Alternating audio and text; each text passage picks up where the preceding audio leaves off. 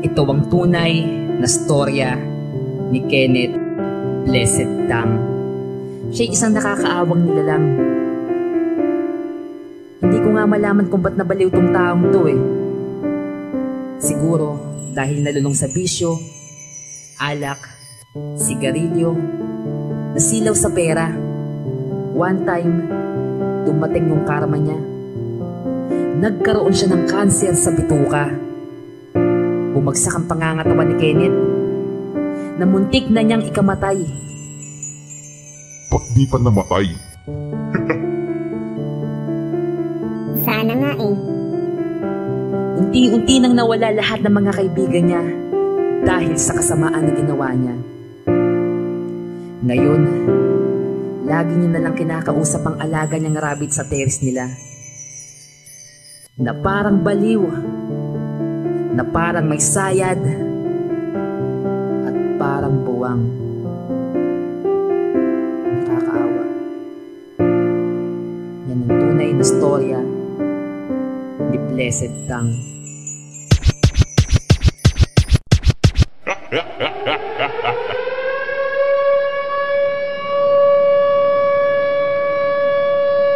Yeah! Yeah! Yeah! Baliw! Itaas ang lahat ng mga kamay nagsasabing si Kenneth ay baliw! Yeah! Yeah! Baliw! Tingnan natin kung gaano makatigas.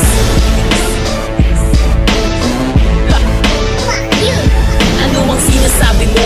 Mayaman ka na? E pambilingan ng damit, nangungutang ka pa. Wala na raw akong negosyo. Punta ka doon sa MC, bigyan pa kita ng damit, courtesy of your boss Maki. Haha, ikaw tong baliw, itong si Asin Tang, kilikili parang paksi. Pwede mo pa natanggapin, naabnoy ka pa rin. Nag-evolve ka lang, pero unggoy ka pa rin. Pag pumorma ka, para kang bulilit na gangster. Kinarama tong si Kenneth, nagkaroon tuloy ng cancer sa bituka.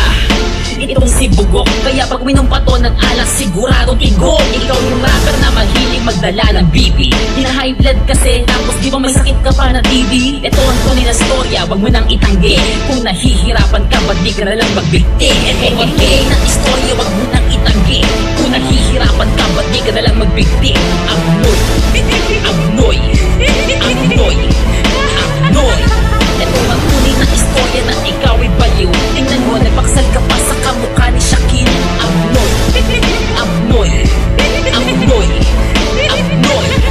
Pag tinira mo ko, ina, sumasagot agad. Lahat ng tira ko sa iyong buto, sumasagad lahat. Kaya pati magulang mo ngayon ikay tinatakwil.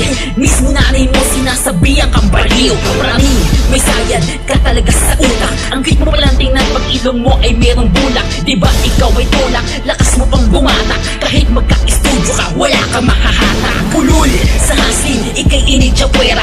Gusto mo kasi ikaw ang hahawak ng pera. Kapal din ng lumos, mukha mo puro boss. Bukbukin ang mukha nitong si Kenneth na bubok. Sa pool, nangangatog na naman ang bulbul. Naglulupit-lupitan na naman itong si Tukmul. Na mukhang tsobong puyat, nasa pera ay salat. Bobo kang tumira, wala pa ring bigat. Ito ang tunay na istorya, wag mo nang itanggi. Kung nahihirapan ka, ba't di ka na lang magbigti? Abnoy, abnoy, abnoy, abnoy.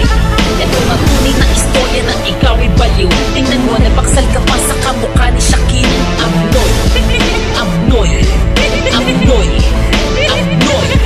Kamukha mo na nga si Bentong, nakuha mo pang manglait. Mukha ka na ngang undin at saksakan ka ng pangit. Kaya nagkatukosin, talambakan lang kita. Kahit asarin mo ko ng asarin, tatawanan lang kita. Kasi itsura mo mukha kang Inapakan na edyas. bunganga mo ay parang Bulat-lat na kebyas. kaya pala noong sinakal mo ang iyong ina at muntikan mo na rin Mapatay ang iyong ama. Tangina ka, ano ka bang klaseng nilalang? Abnoy mong guloy, may sayad at buwang. Tatanggi mong ikay baliw, matibay aking ebidensya. Ang dapat sa'yo patawan, Kamatayan ng sentensya. si Kenneth yung talk shit na Suso. wala naman niniwala sa lahat ng iyong mga pautot. Kahit parikoki mo mukha mo, wala na yung pag-asa. Itsura mo na pala yan. Kala ko ikay nakamaskara. Baliw! Ito ang tunay na istorya, wag mo nang itanggi. Kung nahihirapan ka, ba't di ka nalang magbigti? Abnoy, abnoy, abnoy.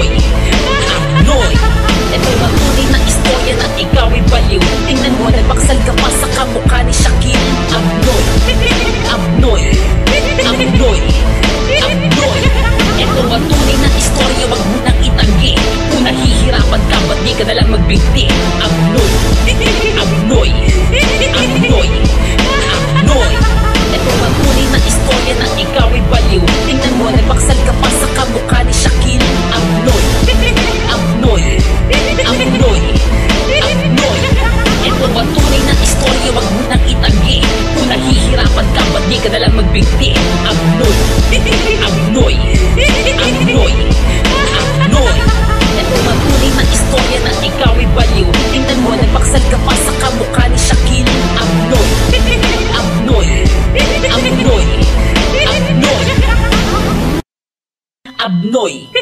Abnoy. Abnoy. Abnoy.